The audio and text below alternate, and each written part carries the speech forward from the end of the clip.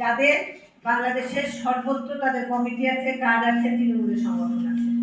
কাজে সব তৃণমূলের মহিলাদের তো এক সংবাদ সম্মেলনে হাজির করা সম্ভব না, তাদের প্রতিনিধি হয়ে আমাদের হাজির থাকতে হবে। কিন্তু আমাদের এই নেটওয়ার্কিংটা, যেটা এখনকার ভাষায় আপনারা নেটওয়ার্কিং বলেন আপনারা, আমরা যেটা তৃণমূলের সাথে আমাদের সংযোগ, সেই সংযোগটা আমাদের অবশ্যই আছে।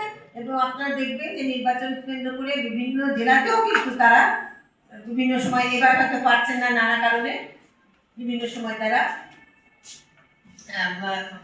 তাদের বক্তব্য উপস্থাপিত করেছে। এবং আমাদের যে বক্তব্য, সেই বক্তব্য আমরা তৃণমূলে পাঠাবো এবং তৃণমূলে সেখানে তারা প্রচার করবে।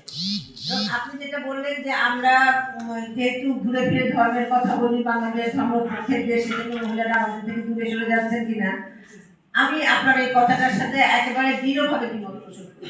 আমি মনে হয় না এটা দ্বিমত পোষণ না করে কোনো উপায় আছে।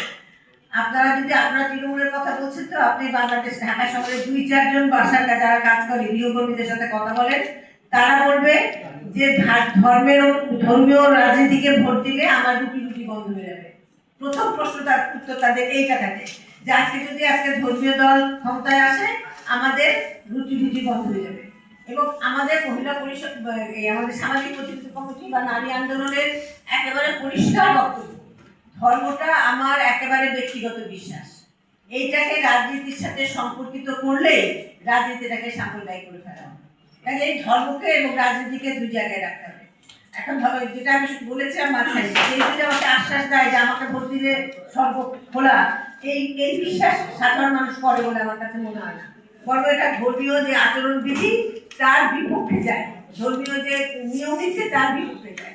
কাজে এইটা ধর্মকে সবসময় চেষ্টা করা হয় নারীর বিরুদ্ধে ধর্মকে মুখোমুখি দাঁড় করানো, নারী আন্দোলনের বিরুদ্ধে ধর্মকে মুখোমুখি দাঁড় করানো।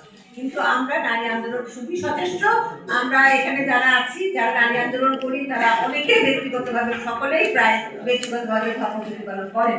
কিন্তু সেটার সাথে রাজনীতিকে আমরা মিলাতে চাই না। ধর্ম মানুষের ব্যক্তিগত বিষয়, ব্যক্তিগত জায়গায় থাক, এটাকে সমাজের রাজনীতিতে নিয়ে আসলে ধর্মকেও কলুষিত করা হবে, রাজনীতির ক্ষেত্রটাও বিভাজিত হবে।